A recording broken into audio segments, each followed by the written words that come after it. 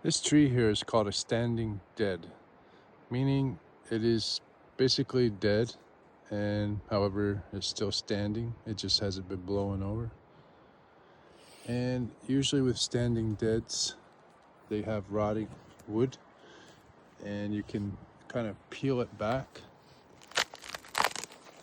And this is called punkwood in the survival world, and it's can be broken down into tinder, and it's combustible, so it will help to get your fire going, and as you add more on, it will help to create a bigger flame and keep your fire going